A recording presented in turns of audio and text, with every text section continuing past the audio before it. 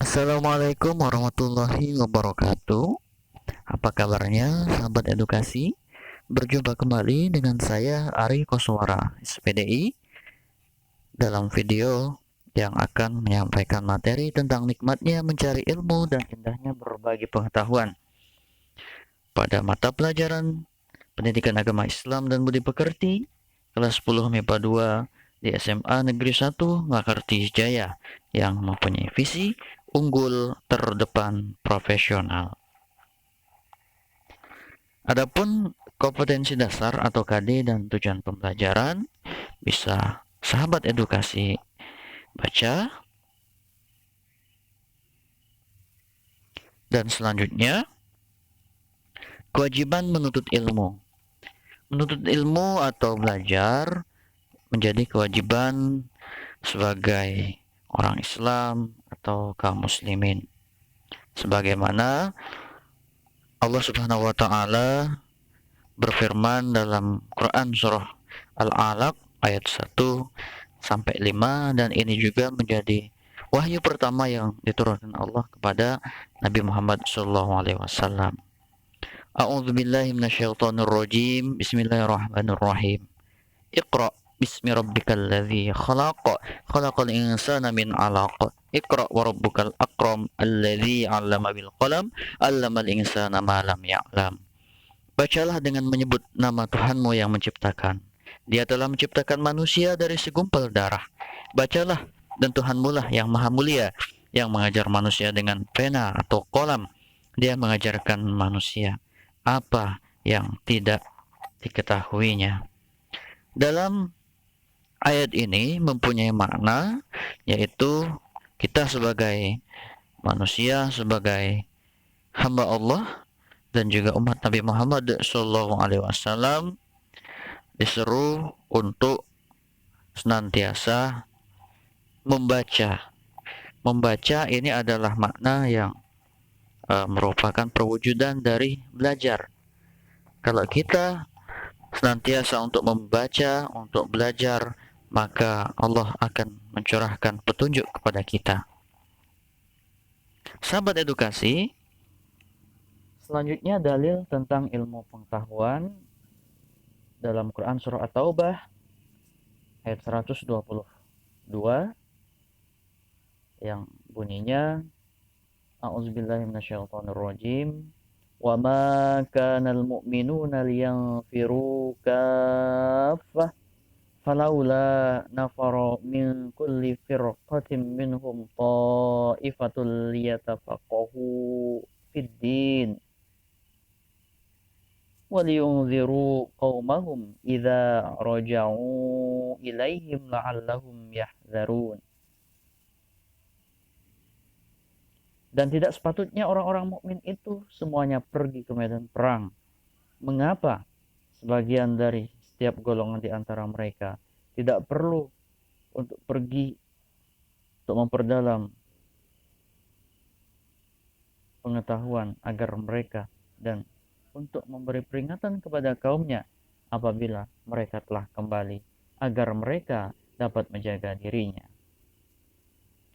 Sahabat edukasi, kandungan ayat Quran surah At-Taubah ayat 122 ini, dalam ayat tersebut Allah menerangkan bahwa tidak perlu semua orang mukmin itu berangkat ke medan perang ketika zaman Rasul dahulu. Apabila peperangan itu dapat dilakukan oleh sebagian kaum muslimin saja. Jadi, kaum muslimin itu harus berbagi peran. Ada yang mengikut dan berangkat perang, dan ada juga yang bertugas selain itu dalam masyarakat. Sebagian berangkat ke medan perang dan sebagian lagi tekun untuk menuntut ilmu dan mendalami ilmu-ilmu agama supaya ajaran-ajaran agama itu dapat diajarkan secara merata dan dakwah dapat dilakukan dengan cara yang lebih efektif serta bermanfaat, serta kecerdasan umat Islam dapat ditingkatkan. Jadi ilmu ini sangat utama untuk dipelajari dan diajarkan. Bahkan orang-orang yang berjuang di bidang pengetahuan atau menuntut ilmu, nah, agama Islam disamakan nilainya dengan orang-orang yang berjuang di jalan Allah.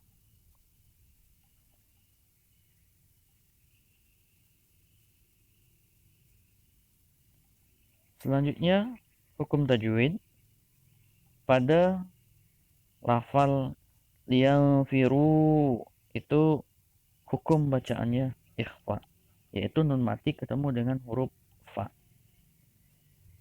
Kafatan yaitu mat tabi'i yang bertemu dengan huruf yang bertasydid. Hukumnya mad lazim mutsaqal kilmi. Selanjutnya minhum yaitu izhar halki bertemunya nun mati dan huruf ha. Qaifatun hukum bacaannya mad wajib muttasil yaitu bertemunya mad tabi'i dengan huruf hamzah dalam satu kalimat. Wawasan tentang ilmu, ilmu itu ibarat cahaya dalam kehidupan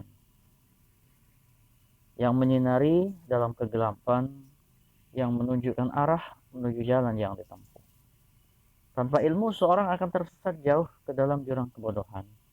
Dengan ilmu pengetahuan, jarak yang jauh menjadi dekat, waktu yang lama terasa singkat, pekerjaan yang berat menjadi ringan. Dengan ilmu, manusia memperoleh segala yang ia cita-citakan. Karena ilmu adalah sumber kehidupan. Jadi, pentingnya ilmu pengetahuan, agama Islam memandang bahwa ilmu pengetahuan itu adalah hal yang sangat penting. Oleh karena itu, Rasulullah SAW juga menganjurkan setiap umat Islam agar menuntut ilmu setinggi-tingginya. Rasulullah SAW mengatakan bahwa orang-orang yang menuntut ilmu sama besar pahalanya dengan orang yang berjihad di jalan Allah Subhanahu wa taala. Ada sebuah hadis yang sangat masyhur sekali memerintahkan kita untuk carilah ilmu hingga ke negeri Cina. Jadi Cina ini diibaratkan adalah suatu tempat yang jauh dan di ketika itu merupakan uh, daerah yang sudah maju ketika zamannya. Oleh karena itu, dimanapun tempatnya, sejauh apapun jaraknya, kita senantiasa untuk bersemangat dalam menuntut ilmu.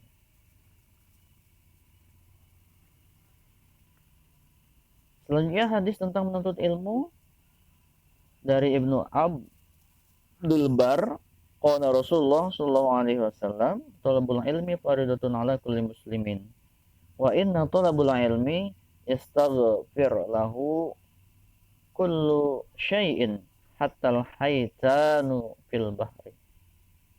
Rasulullah sallallahu alaihi wasallam bersabda, mencari ilmu itu wajib bagi setiap muslim dan sesungguhnya segala sesuatu hingga makhluk hidup di lautan memintakan ampun bagi penuntut ilmu. Nah, jadi wajib untuk menuntut ilmu.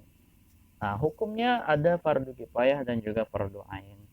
Nah, fardu kifayah ini itu hukum yang diwakilkan ya. Apabila dalam satu daerah atau satu tempat sudah diwakilkan atau sudah diamalkan untuk menuntut ilmu ini, maka gugurlah kewajiban orang lain.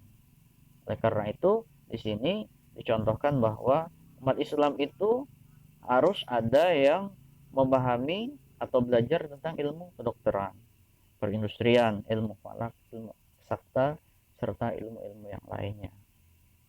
Nah, selanjutnya fardu ain. Nah, fardu ain ini adalah menjadi suatu kewajiban bagi kaum muslimin dan muslimat, ya. Terutama di sini ditekankan yaitu ilmu-ilmu agama, ya, yang mengajarkan kita tentang tata cara beribadah seperti ilmu fikih, ya, terus ilmu-ilmu yang lainnya. Keutamaan orang yang menuntut ilmu yaitu diberikan derajat yang tinggi di sisi Allah Subhanahu wa taala. Jadi Allah Subhanahu wa taala berfirman, "Yarfa'illahu alladhina amanu minkum walladzina utul ilma darajat." Ya. Jadi Allah akan mengangkat derajat orang-orang yang berilmu. Selanjutnya diberikan pahala yang besar di hari kiamat nanti. Nah, siapa yang mempunyai ilmu ya, maka dia akan mendapatkan ganjaran pahala. Tentunya ilmu yang bermanfaat ya, baik bagi diri pribadi dan juga orang lain. Yang ketiga merupakan sedekah yang paling utama. Kalau kita tidak bisa sedekah dengan harta atau materi, maka dengan ilmulah sudah mendapatkan ganjaran pahala dengan kita mengajarkan ilmu itu kepada orang lain. Selanjutnya yang keempat lebih utama daripada seorang ahli ibadah. Nah, di sini merupakan tingkatannya ya. Jadi bukan ahli ibadah itu lebih rendah, tetapi dengan ilmu ini ibadah itu menjadi tinggi derajatnya. Karena dengan ibadah juga kita harus berilmu terlebih dahulu ya. Bagaimana kita bisa mempraktekkan tata cara sholat kalau kita tidak belajar dan tidak tahu ilmunya. Jadi sangatlah penting.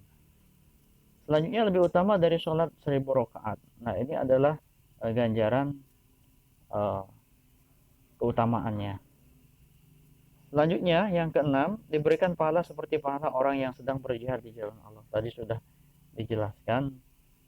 Dan yang terakhir dinaungi oleh malaikat pembawa rahmat dan dimudahkan menuju surga. Subhanallah. Sangat besar sekali ya ganjaran dan juga keutamaan orang yang menuntut ilmu ini ya. Jadi sayang ketika anak-anak yang masih muda itu tidak memanfaatkan waktunya untuk menuntut ilmu, baik ilmu agama maupun ilmu pengetahuan yang lainnya. Selanjutnya ada kisah anak dari batu yang dikenal dengan nama Ibnu Hajar. Jadi anak-anak bisa membaca ya dan memahami maknanya bahwa dari cerita Ibnu Hajar ini ya, kalau anak-anak merenunginya ya. Nah, Ibnu Hajar ini dia adalah anak yang bodoh dan juga bebal. Bebal ini susah untuk menerima atau memahami pelajaran. Nah, jadi Ibnu Hajar ini waktunya banyak dilakukan untuk menyendiri dan merenung di pinggir sungai. Saking dia sudah tidak bisa lagi menerima ilmu pengetahuan yang diajarkan oleh guru. Dia merenung di pinggir sungai. Jadi pada saat merenung itu mendadak ia tersentak oleh tetesan air pada batu yang didudukinya. Dia memperhatikan itu, ya. Ternyata pada satu sisi batu di mana air tersebut menetes, terlihat ada lubang di sana. Jadi dari situ kemudian tumbuhlah semangat untuk belajar. Karena ia berkeyakinan bahwa jika batu saja dapat berlubang oleh tetesan air, tentu hati manusia yang lunak akan tertembus pula oleh siraman ilmu pengetahuan. Jadi anak-anak harus mempunyai motivasi yang tinggi ya. Jangan berkecil hati bahkan pesimis ya dengan kemampuan kalian. Jadi walaupun keterbatasan pengetahuan, susah dalam memahami materi pelajaran, tetapi jangan patah semangat. Karena batu yang keras saja maka dia kalau ditetesi air secara terus menerus ya dia akan bolong. Begitu juga kita ya yang mungkin belum bisa memahami ilmu pengetahuan dengan baik, belum bisa belajar dengan tekun, maka ketika pelan-pelan ya sedikit demi sedikit maka nantinya juga akan mendapatkan petunjuk ya untuk mendapatkan ilmu pengetahuan tersebut. Terima kasih, semoga bermanfaat. Assalamualaikum warahmatullahi wabarakatuh.